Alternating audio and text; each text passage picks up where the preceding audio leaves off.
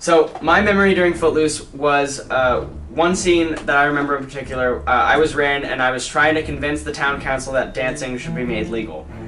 So we invited a bunch of guest teachers there, and their purpose was to kind of spice up the show and make it a little bit more fun.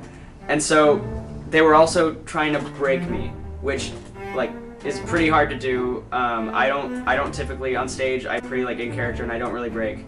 So one night we had Mr. Walker and Miss Aguayo, and up until then, none of the teachers had really even tried. They had mumbled a few things, but nothing had broken me so far.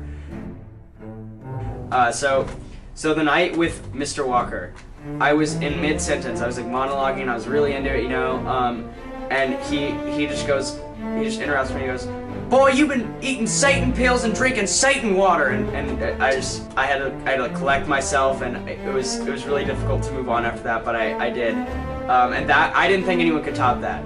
But then the following night, Miss Aguayo was on the town council, and I had Miss Aguayo as a teacher, and she's usually pretty down to earth, and I've never seen her really be flamboyant or anything.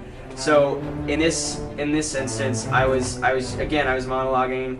I was really into it, and then I was talking about David, and she just interrupts me and goes, "David's an adulterer," and I had to, and I couldn't. She said it so loudly that I couldn't just ignore her. So I had to look at her and be like, "No, David was dancing, is praising the Lord," and Aguayo just looks up at me with those eyes and was like, "Adulterer," and I was trying really hard not to laugh, and so we just kept going back and forth, and yeah, so those two were probably the most challenging I've ever had to collect myself on stage, and that's my ACP memory.